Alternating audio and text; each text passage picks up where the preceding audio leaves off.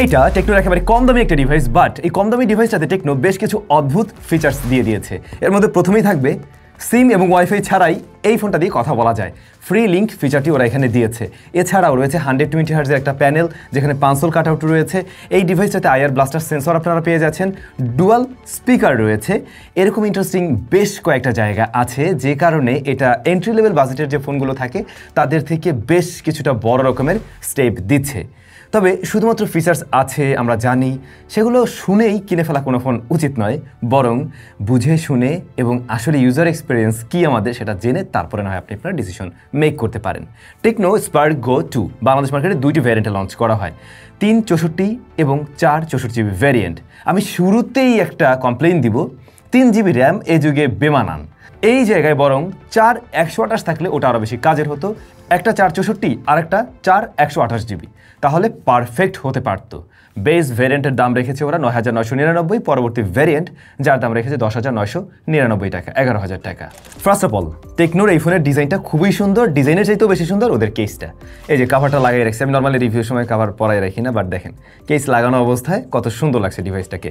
এবং কেসটা সত্যি বলতে কম দামি ফোনের ফিল মোটেই দিচ্ছে না, বরং একটু দামি দামি টাইপের ফোন বলেই মনে হবে। অনেক দামি ফোনের চাইতেও খুবই ভালো কোয়ালিটির একটা কেস ওরা দিয়েছে। ফোনটার রিয়ার প্যানেলটা দেখতে ফ্রস্টেড গ্লাস একটা ভাইব ক্রিয়েট করে।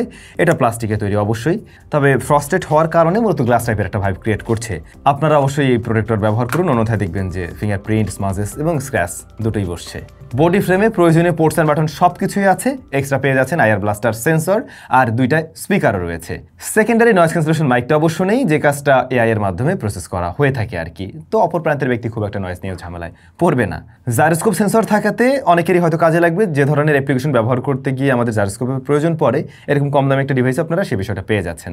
এখনও অনেক ফোন আছে 18-19 হাজার টাকায় জাইরোস্কোপ পাওয়া যায় না, খুবই দুঃখজনক। টেকনোকে এই জন্য আবার থ্যাঙ্কস। রয়েছে IP64 এর রেটিং। না, ওই যে এখনকার দিন IP68, 69 এর যে রেটিংগুলো দেখি তার মতো তো পানিতে ভিজানো যাবে নাকি ঠিকই, তবে হ্যাঁ স্প্ল্যাশ লাগলে সমস্যা নেই, ও সার্ভাইভ করতে পারবে। ফোনটা ওয়েট ব্যালেন্সের দিক থেকে সামনের দিকটা একটু ভারী লাগতে পারে, যেটা আমার কাছে মনে হয়েছে। এর সাথে আশা করি আস্তে আস্তে ইউজ টু হয়ে যাবেন। সাইড মাউন্টেড ফিঙ্গারপ্রিন্ট স্ক্যানার আছে, এটার পজিশন ঠিকঠাক এবং প্রত্যেকবারেই ঠিকভাবেই আনলক করতে পারছে। একটু ডিলে আছে, যেটা আমরা একদম বাজেট ফ্রেন্ডলি ফোনগুলোতে অ্যানিমেশন ডিলে দেখি আর কি। আর বলুন তো রিয়ার প্যানেলের ডিজাইনটা কার সাথে মিলে? iPhone 16 এর সাথে মিলে, রাইট?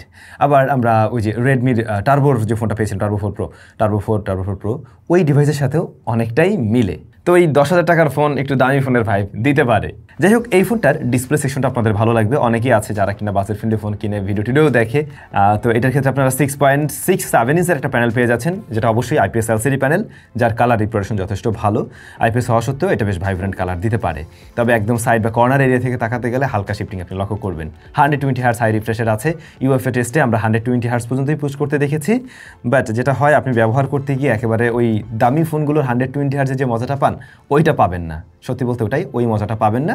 আবার 60 হার্জের উপরে ফিল পাবেন, এটাও ট্রু। 90 হার্জের আশেপাশের মতো একটা ফিল আপনাকে দিবে। এটা হয় কি, মানে ডিসপ্লেতে রিফ্রেশ রেট অনেক বাড়িয়ে দিল এবং আপনি একদম ওই ফ্ল্যাগশিপের মতো ফিল পাবেন, ব্যাপারটা ঠিক এমন না। UI এর ব্যাপার থাকে, তারপরে প্রসেসরের পারফরমেন্সের ব্যাপার থাকে, সব কিছু মিলেই। রেজুলেশন কিন্তু HD+। এখনও 10,000 টাকায় আমরা HD+-এর উপরে আশা করছি না, হয়তো অদূর ভবিষ্যতে পেয়ে যাব। তো খুব কাছ থেকে দেখতে গেলে আপনি রেজুলেশনের কিছুটা ঘাটতি ফিল করতে পারেন। তবে 363 PPI থাকাতে কিন্তু পিক্সেলের পরিমাণ বেশি আছে এখানে। মানে রেগুলার তো আমরা মনে হয় একটু কম দেখি, 264 না 65-র আশেপাশে থাকি, তো সেই জায়গায় এইটাতে একটু বেশি আছে। ডিসপ্লের লোয়ার চিনটা একটু মোটা, কিন্তু এটা আরেকটু ন্যারো থাকলে মোটামুটি সিমেট্রিক্যাল লাগবে। এর বাইরে অন্য বেজেল এরিয়া যথেষ্ট ন্যারোই আছে এই ফোনের। As a 10K phone display ঠিক জায়গায় আছে বলা যায়। শুরুতেই বলছিলাম এই ফোনটাতে টেকনোর ফ্রি লিঙ্ক নামে একটা ফিচার রয়েছে, যা দিয়ে আপনারা কোনো ধরনের ওয়াইফাই, এমনকি ওই কী বলে ডাটা কানেকশন, কিংবা আপনি বলতে পারেন সিম কানেকশন ছাড়াই ফোনে কথা বলতে পারবেন, এমনকি টেক্সটিংও করতে পারবেন। কিছুটা ওয়াকিটকির মতো কাজ করবে, তবে এখানে টেক্সট করারও সুযোগ রয়েছে আর কি। আর এইটা মূলত কাজ করবে টেকনোর এই ফিচারযুক্ত অন্যান্য ডিভাইসের সাথে। এবং বাংলাদেশে কিন্তু এটাই টেকনোর প্রথম ডিভাইস যেটাতে এই ফ্রি লিঙ্ক ফিচারটা নিয়ে আসছে। বাট পরবর্তী টেকনোর সমস্ত ডিভাইসই এই সুবিধাটা পাওয়া যাবে এবং মোটামুটি এটা রেঞ্জ থাকে 500 মিটারের মতো, এটা ওরা ক্লেম করে। কিন্তু আমরা এখনও টেস্ট করে দেখতে পারিনি আসলে, কারণ টেস্ট করার জন্য আমি একটা ডিভাইস পাইনি। তবে ভবিষ্যতে আমি টেস্ট করে অবশ্যই জানাবো। আমার যা মনে হয়, খুব বেশি হেভি অবস্টিক্যাল না চলে আসলে এটা 400 মিটারের মধ্যে মোটামুটি ওয়ার্ক করার কথা। আর সেক্ষেত্রে এটা দেখা যায় কোনো একটা অনুষ্ঠানে কাজে লাগতে পারে, কিংবা আপনি কোনো পার্কিং জোনে রয়েছেন যেখানে বা আন্ডারগ্রাউন্ডে রয়েছেন যেখানে নেটওয়ার্ক কানেক্টিভিটি ভালো না, তখন এগুলো কাজে লাগে, কিংবা লিফটের মধ্যেও কাজে লাগতে পারে। অলরাইট, স্মার্টফোনটি লেটেস্ট অ্যান্ড্রয়েডে রান করছে, কিন্তু অ্যান্ড্রয়েড 15 রয়েছে এখানে। আপডেটের ব্যাপারটা আসলে শিওর না, তবে ওরা 4 বছরের ফ্লুয়েন্সি প্রোটেকশন দিচ্ছে আর কি। এই ডিভাইসটাতে 4 বছর পর্যন্ত স্মুথ রেজাল্ট দেবে এটা ক্লেম করছে।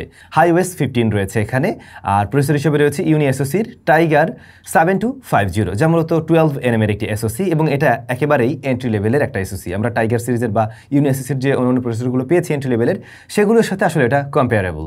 এবং অন্তত স্কোর দেখেও আপনি সেটা বুঝতে পারছেন যে এটা একদম ওই লেভেলের কোনো চিপ না, যা দিয়ে ডে টু ডে টাস্ক মোটামুটি সামলানো যাবে। র্যাম এখানে কম আছে, 3GB র্যামটা যদি কেনেন সেক্ষেত্রে আপনি কিন্তু খুব একটা ভালো রেজাল্ট পাবেন না।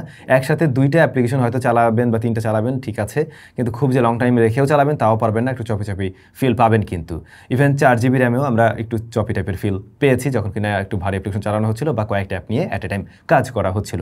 অ্যাপ ওপেন ক্লোজ টাইম এই বাজেটের ডিসেন্ট একটা রেজাল্ট দেয়, ওটাই আমি বলবো। খুব বেশি ফাস্ট না, আবার একেবারে স্লো হ্যাং করে বসে থাকি এরকম কিছুও না।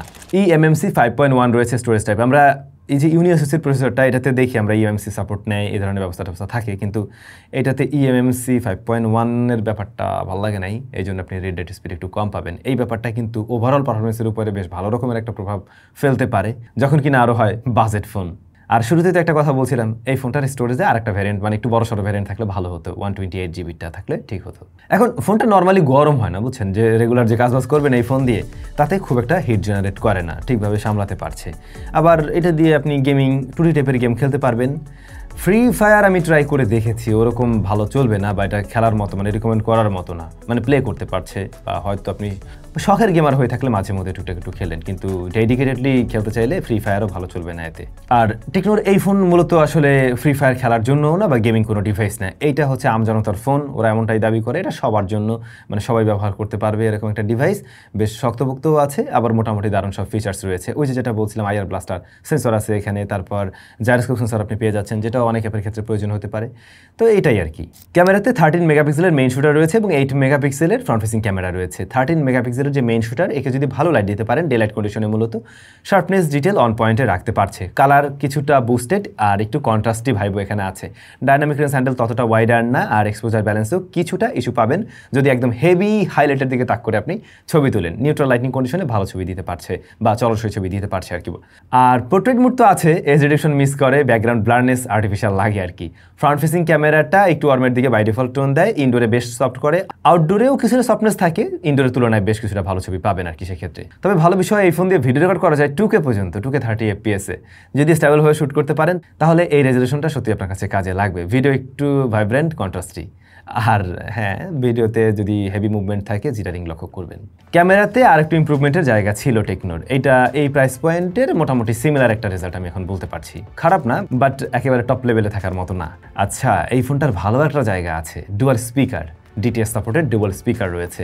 এখন যারা মিডিয়া কনজাম্পশন করেন তাদের জন্য কিন্তু এটা শোনায় সোহাগা হয়ে গেল, কিংবা যে টুকটাক গেমিং করলেও সাউন্ডটা ভালো লাগবে। হ্যাঁ, এটাতে আপনার স্টেরিও একটা সাউন্ড পাবেন এবং লাউডনেস ভালো, ফুল ভলিউমে ডিস্টরশন আছে কিছুটা, একটু কমিয়ে রাখলে বেটার সাউন্ড পাওয়া যায়। কল কোয়ালিটি ভালো, এমনকি এটা নেটওয়ার্ক রিসিপশনে কোনো ধরনের প্রবলেম নেই, বোথ কানেকশনে। ব্যাটারিটা 5000 mAh, এখনকার দিনে আমরা 5000 mAh-কে স্ট্যান্ডার্ডের একটু নিচে ধরি, আর একটু উপরের দিকে থাকলে 5700 or 6000 দিয়ে দিলেই বোধ হয় একদম পারফেক্ট ডিল হয়ে যেত। আর এই ফোনটা সাপোর্ট নেয় 15 ওয়াট, বাট টেকনো একটু কিপটামি করছে, এখানে ওরা 10 ওয়াটের একটা চার্জার বক্স দিয়ে দিছে। এই কাহিনীগুলো কেন করে, আর অনেক কোম্পানি করে, কেন করে আমি জানি না, যেটা সাপোর্টেড ওইটা দিয়ে দিলেই তো হয়ে যায়। আপনার বাসায় যদি 15 ওয়াট থাকে তাহলে তো আপনি ওইটা দিয়ে আরেকটু ফাস্ট চার্জ করতে পারবেন, তবে আমার মনে হয় না এই ফোনের জন্য আলাদা করে 15 ওয়াট কেনাটা খুব একটা যুক্তিসঙ্গত। কষ্ট করে একটু 10 ওয়াট যেটা দিয়েছে ওটা দিয়েই বরং আপনি চার্জ করুন, আইদার বাসায় থাকলে আপনি 15 ওয়াট দিয়ে করুন। আর সবচেয়ে ভালো হতো টেকনো এখানে 15 ওয়াট একটা দিয়ে দিলেই। আপনাদের কাছে এই ডিভাইসটার কোন বিষয়গুলো বেশি ভালো লেগেছে আর কোনটাই বা খারাপ লেগেছে কমেন্ট করে জানাবেন। যদি আমি বলি, এটার ক্যামেরা সেকশনটা আরেকটু বেটার হতে পারতো, আর যেটা বললাম স্টোরেজ ভ্যারিয়েন্টে এসে 3GB তো দরকার ছিল না, বরং 4 128, এটা আমি কয়েকবারই বললাম। এই জিনিসটা থাকলে আমার মনে হয় ঠিকঠাক হয়ে যেত। এই প্রাইস পয়েন্ট থেকে সুন্দর, একেবারে সেরা ডিল হিসেবে আমি বলতাম। এখন এই টুকটাক কিছু জায়গায় একটু কমতি আছে। ভালো দিকের মধ্যে এটাতে যে ফ্রি লিঙ্ক ফিচারটা রয়েছে, ডিজাইনটা খুবই সুন্দর, বেশ শক্তপোক্ত একটা ডিভাইস। এটা ডিসপ্লে কোয়ালিটি ভালো, মিডিয়া কনজাম্পশন যারা করবেন মজা পাবেন, কারণ এটাতে স্টেরিও স্পিকারও রয়েছে এবং ডিসপ্লে কোয়ালিটি ভালো। 120 Hz পর্যন্ত দিচ্ছে, আপনি 90 Hz প্লাস একটা ফিল পাবেন। লেটেস্ট অ্যান্ড্রয়েডে রান করছে এবং ক্যামেরাটা স্ট্যান্ডার্ড করছে। তো সব কিছু মিলে কিন্তু মানে সেটাও একটা ভালো জায়গায় বলতে পারেন। বাই দ্য ওয়ে, একটা ব্যাপার বলা হয়নি, ব্যাটারি ব্যাকআপটা একদিন পাবেন, 8 আওয়ার্স প্লাস এসটি দিতে পারে। যদি লাইট ইউজার হন 1.5 দিনের মতো ব্যাকআপ পাওয়া যাবে। এই হচ্ছে মোটামুটি এই ডিভাইসটা। I hope clear. কেমন লাগলো কমেন্ট করে জানাবেন। দেখা হচ্ছে নতুন ভিডিওতে।